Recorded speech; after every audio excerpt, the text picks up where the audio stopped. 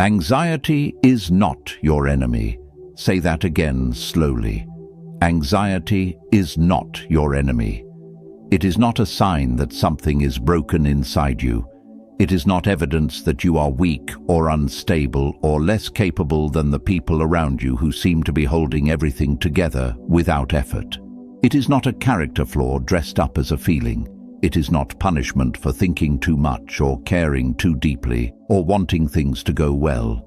It is your mind doing its job, just doing it in the wrong direction, at the wrong time, in response to the wrong thing. The part of you that was designed to protect you, the part that scans for danger and sounds alarms and prepares the body for what might be coming, that part is working exactly as it was built to work.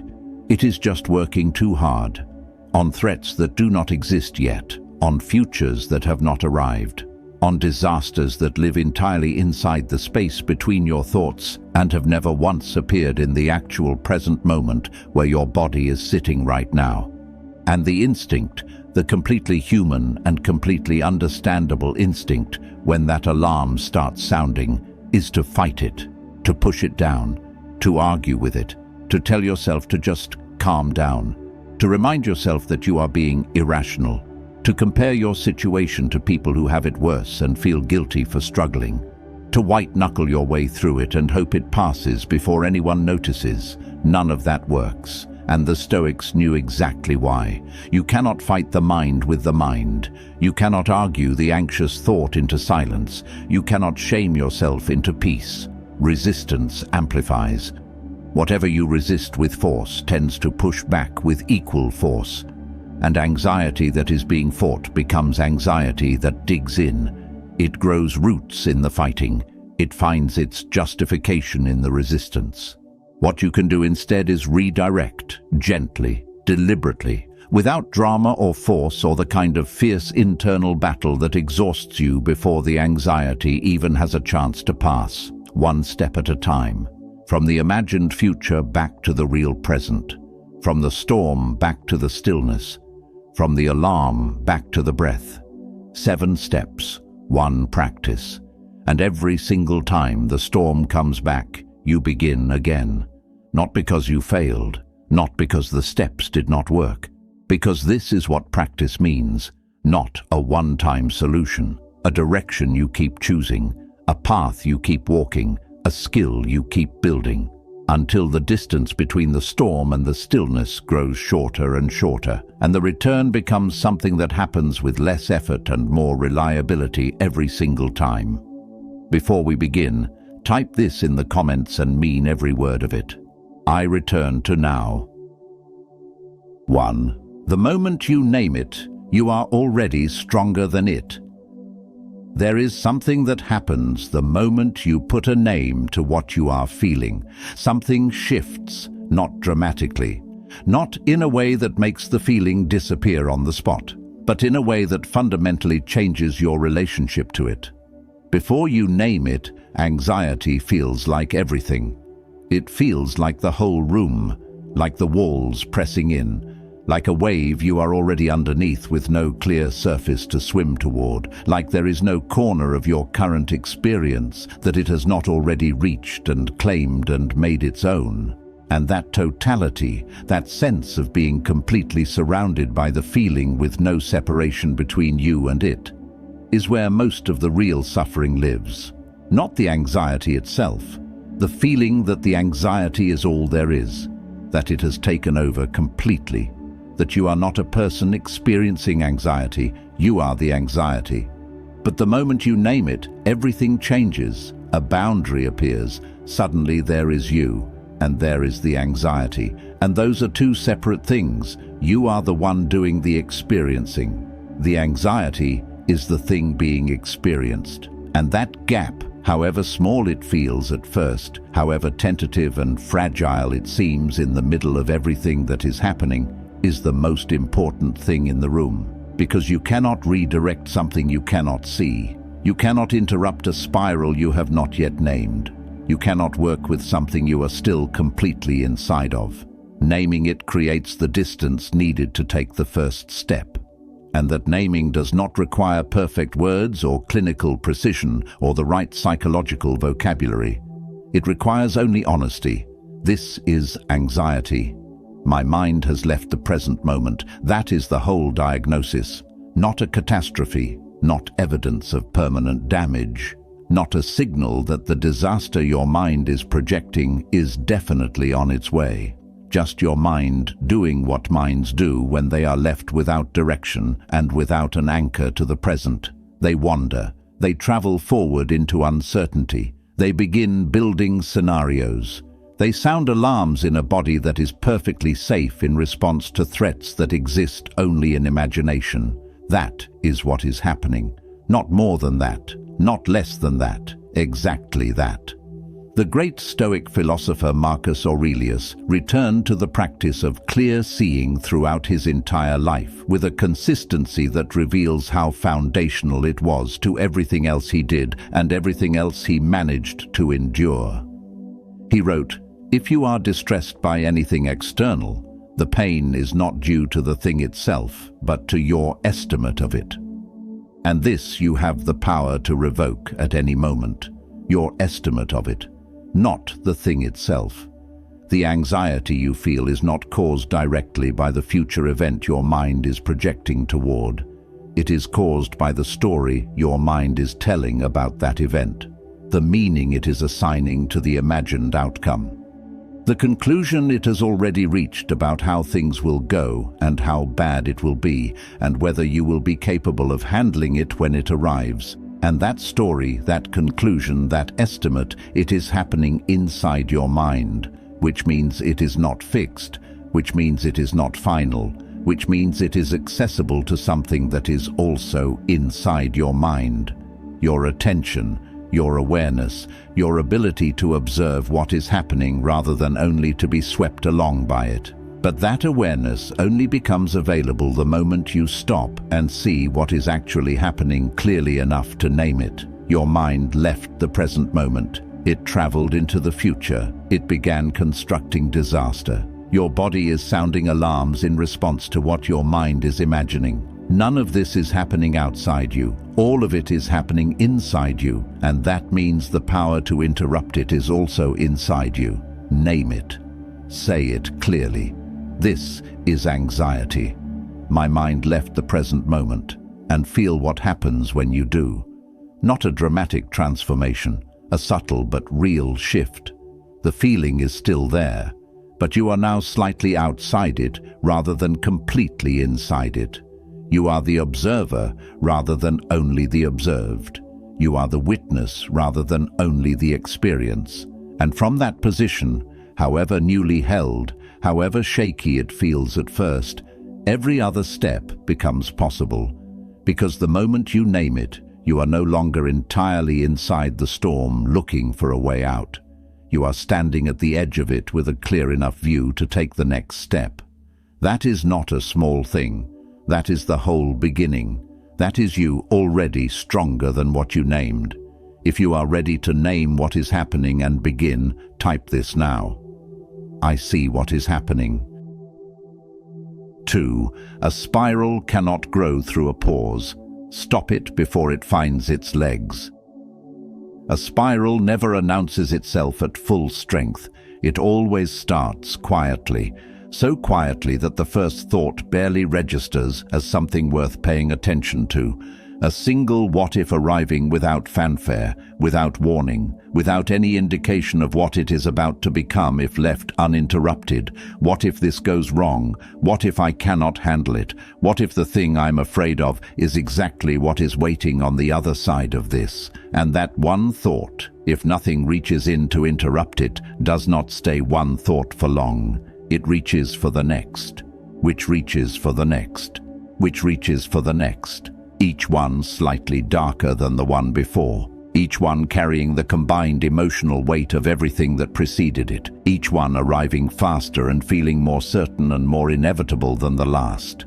until what started as a single, quiet, barely registered what-if has become an elaborate and emotionally convincing architecture of imagined disaster, so vivid and so detailed and so thoroughly constructed that it no longer feels like imagination at all.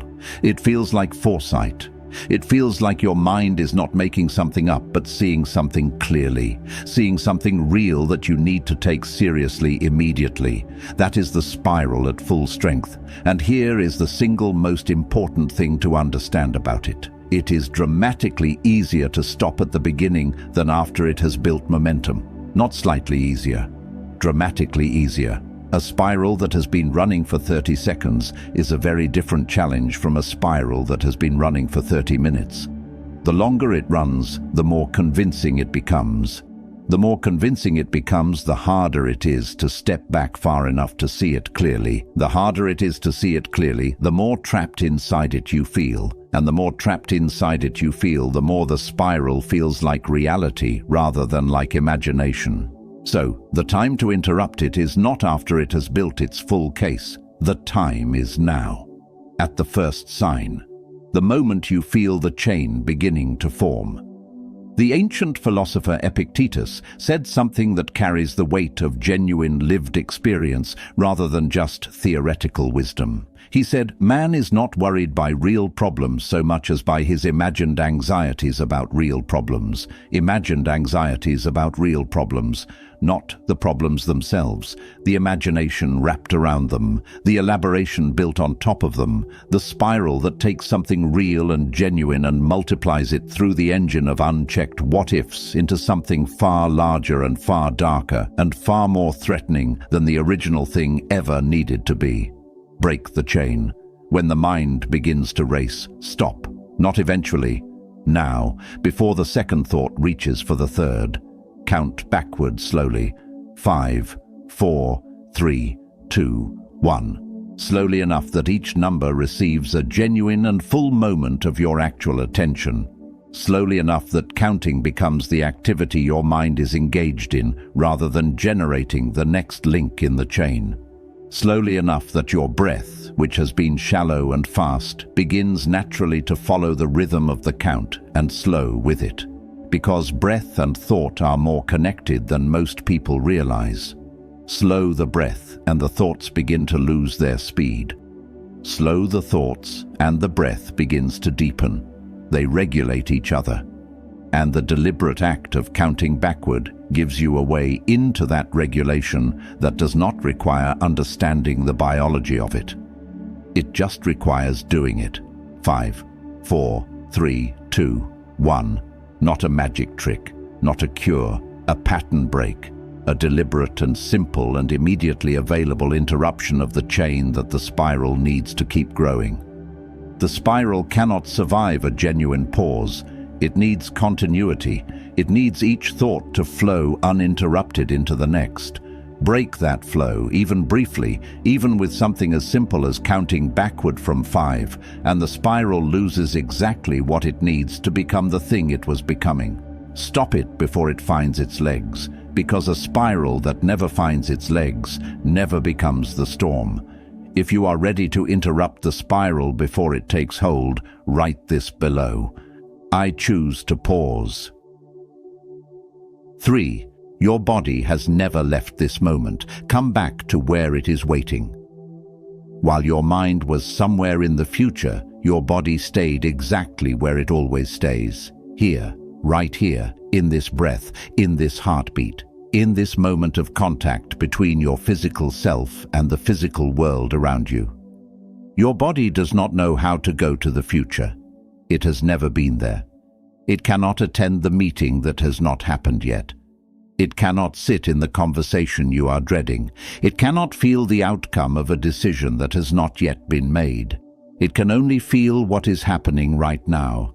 This breath entering your lungs, this heartbeat moving through your chest, this weight of your body against whatever is beneath you, this temperature of the air against your skin, all of it right now, all of it real, all of it present in a way that nothing in the imagined future can match or replicate. And that makes the body one of the most powerful and most immediately available anchors you have when the anxious mind has traveled somewhere it should not be. Because returning your attention to the body is returning your attention to the present moment. And the present moment is the only place the anxiety cannot fully survive. The great Stoic philosopher Seneca wrote something that still carries its full weight across 2,000 years. He said, "Everything else belongs to others.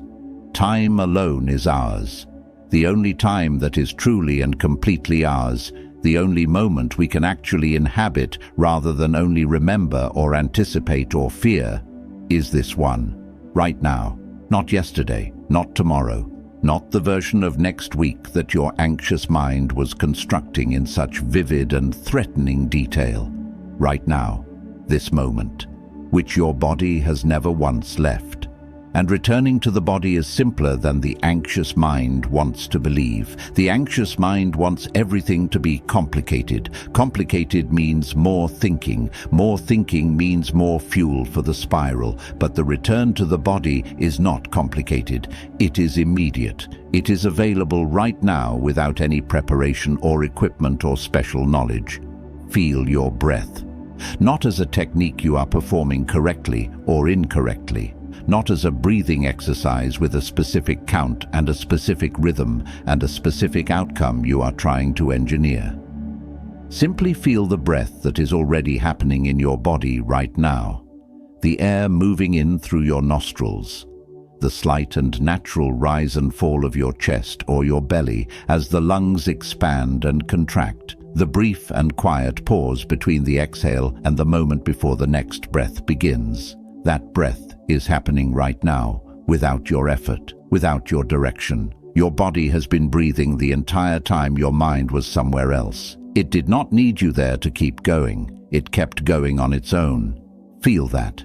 Feel the breath that did not stop just because your attention was elsewhere. Feel the heartbeat that kept its rhythm while your mind was building catastrophes in an imagined future. Feel your feet. The pressure of whatever surface is beneath them. The solid and physical and completely present reality of your body making contact with something real. That contact is happening right now. Your body never left. Feel the temperature of the air around you. Feel the weight of your own body in the seat or the space you are occupying. Feel the sounds that are actually present in your actual environment right now, rather than the sounds your imagination was supplying for scenes that have not happened.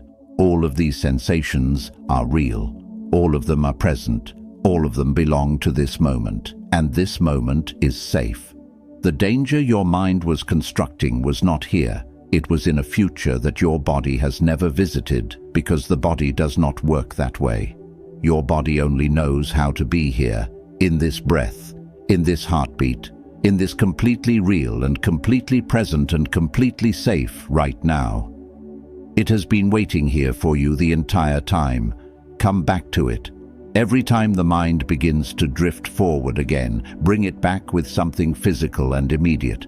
The breath, the feet, the air, the weight of the body, the temperature of the room. Any of these will serve as a doorway, because they all lead to the same place, the present moment, which has never moved, which has only ever been right here, waiting patiently for you to return. If you are ready to come back to the body and back to now, type this below. I am here right now. 4. The mind finds what it looks for. Give it something worth finding. Here is something worth understanding deeply about the anxious mind. It is not broken, it is not damaged, it is not weak or flawed or evidence of some fundamental inadequacy in your character or your capacity. It is actually extraordinarily powerful. The problem has never been its power. The problem is its direction, because the mind is, at its core, a finding machine.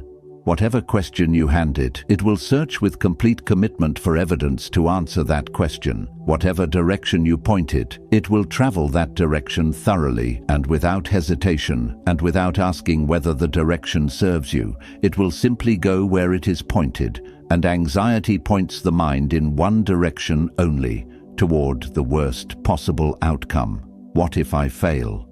The mind immediately begins searching its entire archive of memory and experience for every previous failure it can find.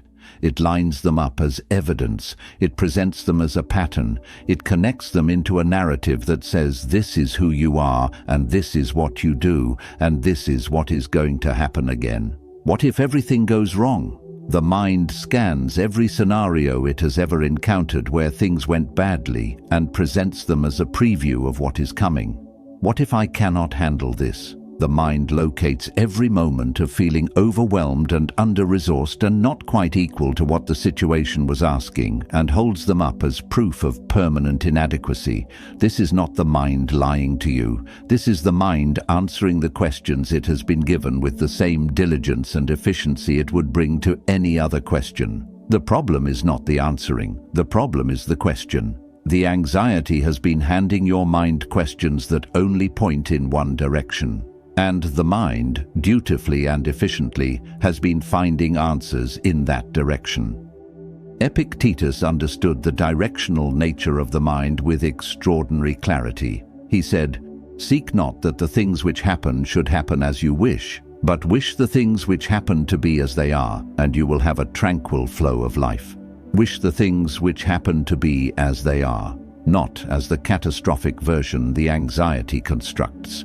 Not as the worst-case scenario the spiral was building toward, as they actually are, right now, in this present moment, which is manageable, which is real, which does not contain the disaster the anxious mind was projecting. So, the practice of this step is not to silence the anxious question by force. You cannot force a thought to disappear by commanding it to. The mind does not empty on command. Whatever you try to suppress with force tends to return with more intensity. What you can do instead is replace the question, not with toxic positivity, not with the kind of forced optimism that pretends challenges do not exist, and that difficulty is not real, and that everything is definitely going to be fine, but with honest questions that point toward the other side of the ledger, the side the anxiety never opens on its own. What if it all works out? What if I am more capable than I am currently giving myself credit for? What if the outcome I have been dreading never arrives in the form I have been imagining? What if the thing I am most afraid of turns out to be something I can move through rather than something that stops me entirely? What if this moment, however uncomfortable it feels right now, is survivable and manageable, and something that ends rather than something that lasts forever? These are not naive questions. They are not wishful thinking dressed up as a coping technique. They are honest and legitimate questions that point toward possibilities that are just as real and just as available as the catastrophic ones the anxiety was generating. The future is genuinely uncertain. That uncertainty cuts both ways. It contains the possibility of things going badly, and it contains the possibility of things going well. The possibility of things going well is just as real as the possibility of things going badly. Anxiety only ever shows you one side of that uncertainty. Give the mind both sides. Point it toward a question worth answering, and watch where it goes. Because the mind finds what it looks for. It always has. The only thing that changes is who is deciding what it looks for. Make sure that is you. Give it something worth finding. If you are ready to redirect the mind toward something worth finding, write this below. I choose a better question. 5. When the thoughts begin to slow, that is not weakness. That is you winning. Something is changing right now. You can feel it beginning to shift, not dramatically, not in the sudden and complete way that the anxious mind was hoping for, but in the quiet and real and unmistakable way that genuine change always works. The thoughts that were racing are beginning to lose a little of their speed. The chain of what-ifs that felt so unstoppable just a few minutes ago is beginning to slow between its links. The emotional intensity that had its full grip on you is starting to soften at the edges in a way that is tentative but real. The storm is not over. but something in it is beginning to shift. And this moment, this quiet turning, is one that most people misread entirely, because it does not feel triumphant. It does not feel like a victory. It feels too quiet for that, too uncertain, too fragile, almost suspicious in its gentleness. And the anxious mind, which has been operating at full intensity and has grown accustomed to that intensity, sometimes interprets this softening as something dangerous, as the calm before a worse storm, as a temporary lull that cannot be trusted, as a trick that will end badly if you let your guard down. Do not follow that interpretation. It is the anxiety speaking. It is the spiral's last attempt to maintain its grip by making you distrust the very evidence that it is loosening. What is actually happening right now is not a trick. It is not a false calm. It is the direct and completely natural and completely predictable result of everything you have already done. You named the anxiety and took away its formlessness. You interrupted the spiral before it could reach its full strength. You returned to the body and began reminding the nervous system that the present moment is safe. You gave the mind a different question and pointed it toward possibility rather than only toward disaster. And the system is responding, as it always responds when given the right inputs. The great Marcus Aurelius wrote something that belongs exactly in this moment, not in a moment of triumph, in a moment exactly like this one, quiet, uncertain, just beginning to turn. He wrote, "You have power over your mind, not outside events. Realize this, and you will find strength. You have power over your mind. What you are experiencing right now, the slowing, the softening, the quiet beginning of the return, is that power in action, not performed, not claimed, real. The actual power of a mind that was caught in a spiral and chose, step by step, moment by moment, to come back from it. Let the breath follow the slowing thoughts. Allow the exhale to be a little longer than the inhale. Not forced, not effortful, not a technique you are performing. Just a gentle and natural allowing of the breath to deepen as the thoughts slow, because the breath and the nervous system are in constant conversation. A deeper and slower exhale sends the signal through the entire body that the emergency has passed, that the alarm can begin to quiet, that the preparation for a disaster that was never actually coming can begin to stand down. And as the thoughts continue to slow and the breath continues to deepen, something returns, something the anxiety always temporarily takes: clarity. The ability to see the situation as it actually is rather than as the worst version of what it might become. The ability to think without the filter of catastrophe coloring every thought before it fully forms. The ability to be present in your own life rather than imprisoned in an imagined future that has not arrived and may never arrive. That clarity is here right now. It was always here, underneath the storm, waiting for the storm to slow enough for it to become visible again. You just made your way back to it, one step at a time, one choice at a time, one breath at a time. When the thoughts begin to slow, that is not weakness, that is not surrender, that is not the anxiety winning by making you too tired to keep fighting. That is you winning, in the only way that actually counts, quietly, genuinely, completely. If you can feel the storm beginning to slow and you recognize what that means, claim this below. My mind is returning to me. 6. This breath is real. This moment is real. Come back to what is actually true. This is where everything has been pointing. Every previous step, every instruction, every practice, every interruption and redirect and return to the body, all of it was moving toward this. Not because this step is the most complicated, because it is the most real, because it is the destination that makes every other step worth taking.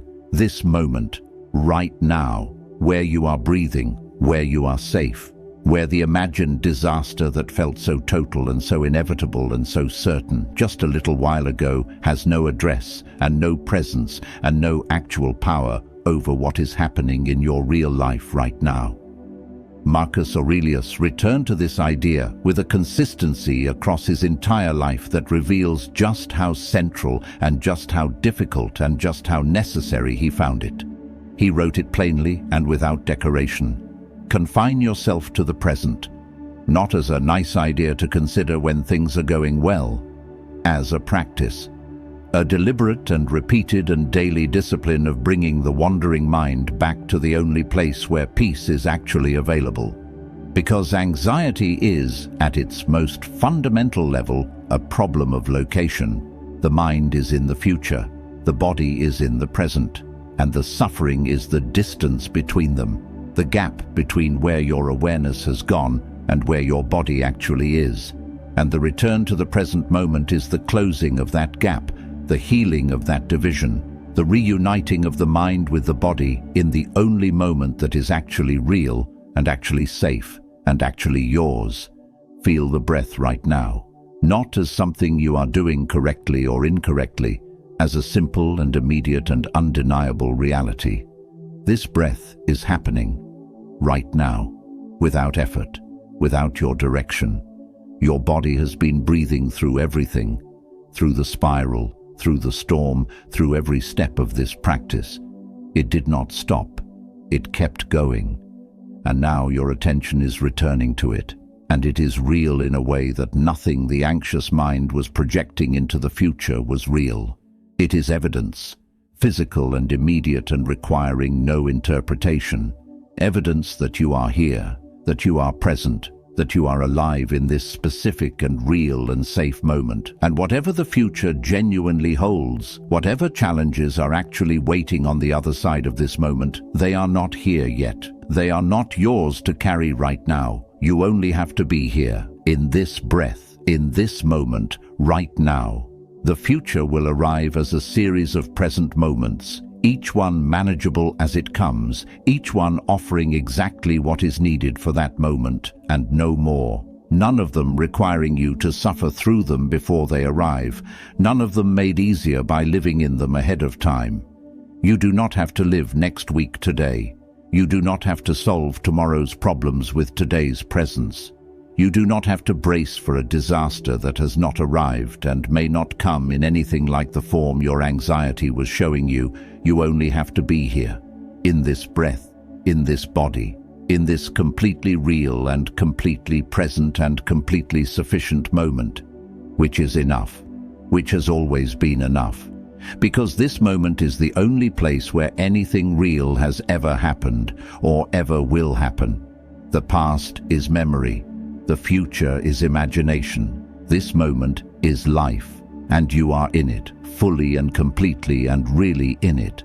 Come back to what is actually true. This breath is real. This moment is real. You are real, and you are here. If you are back in the present moment and you can genuinely feel it, declare it below. I am present. I am here. 7. The storm will return, and so will you. That is what practice actually means. There is something that needs to be said directly and honestly. Something that most approaches to anxiety leave out because it is not the ending people want to hear. But it is the ending that is actually true, and truth, even when it is uncomfortable, serves you better than comfort that is not real.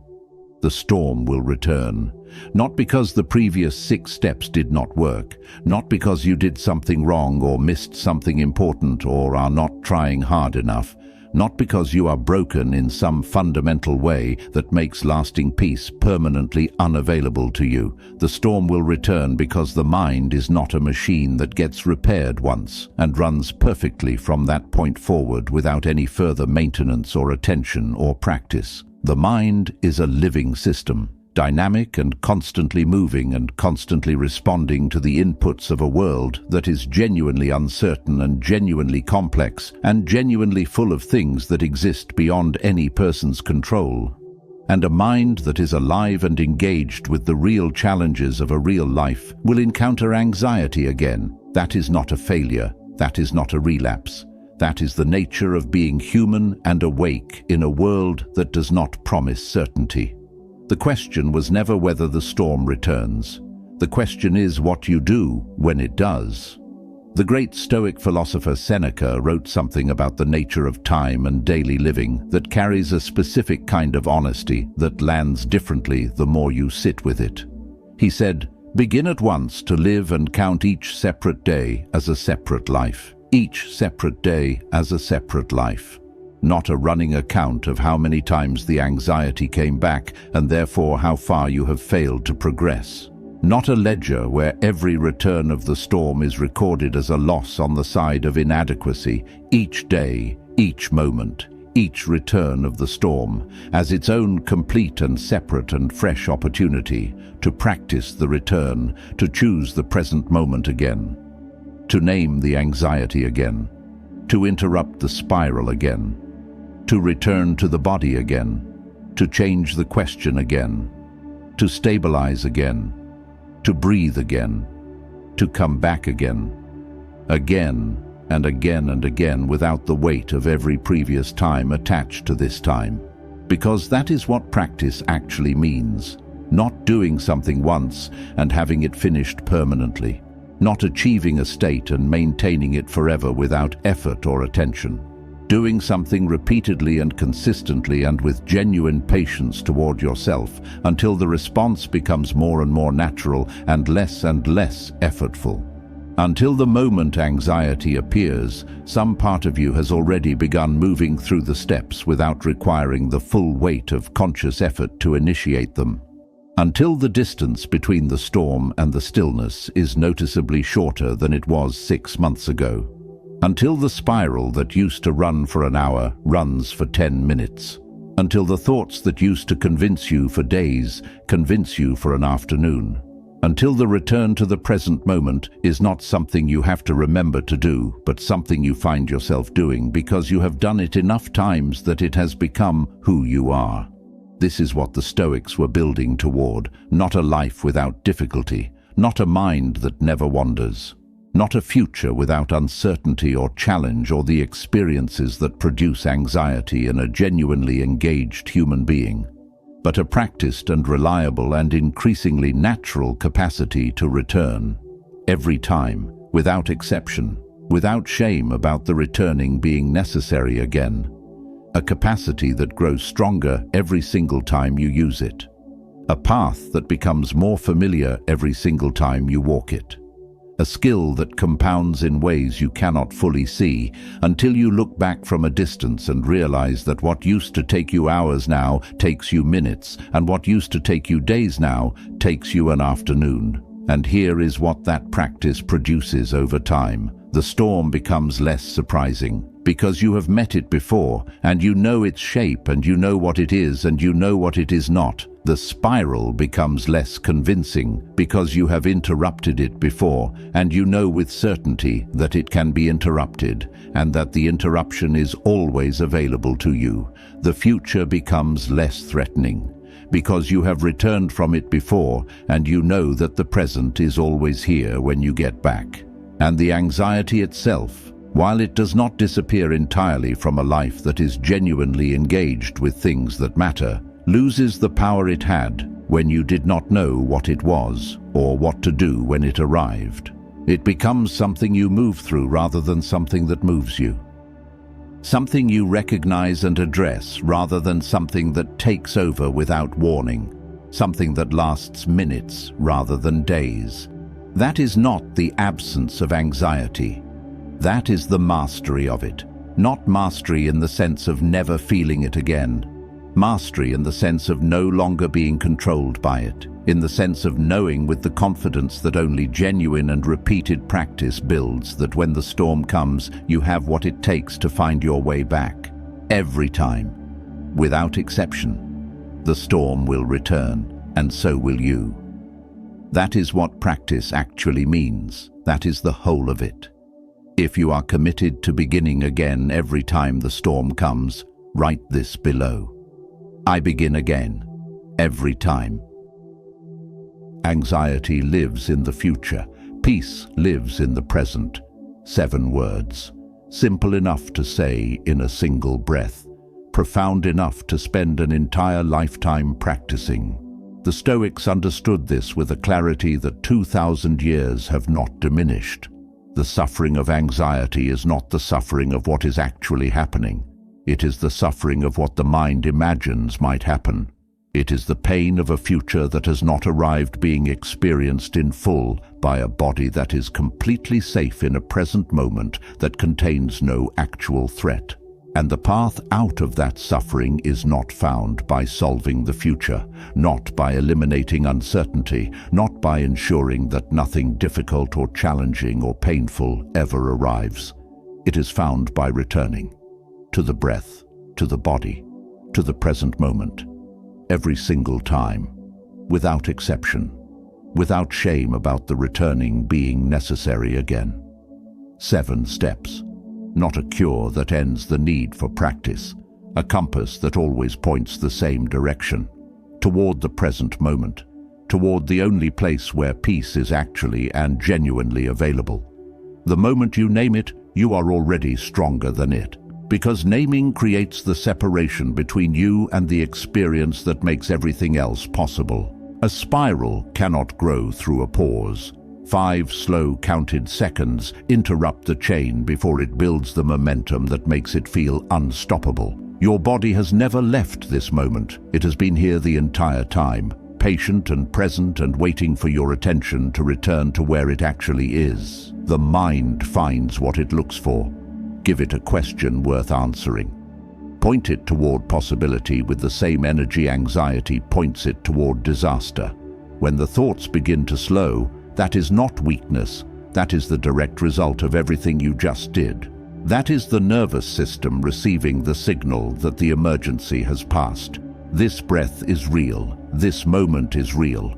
Come back to what is actually true rather than to what the anxious mind was projecting onto the screen of an imagined future.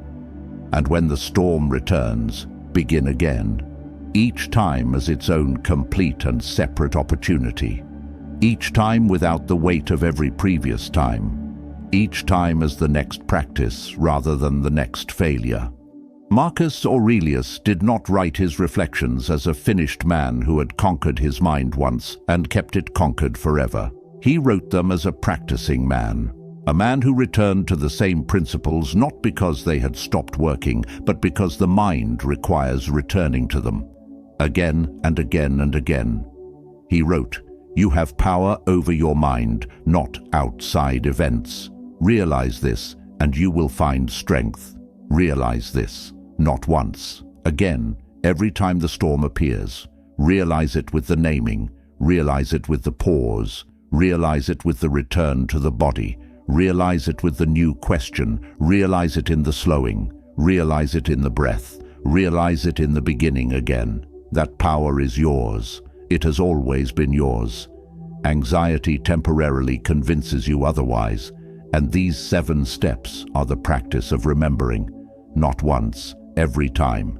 Interrupt the chaos. Find your breath. Return to now, because the moment you return to the present moment, you take your power back. And if this found you at exactly the moment you needed it, leave the only reminder that matters right now. I return to now every single time.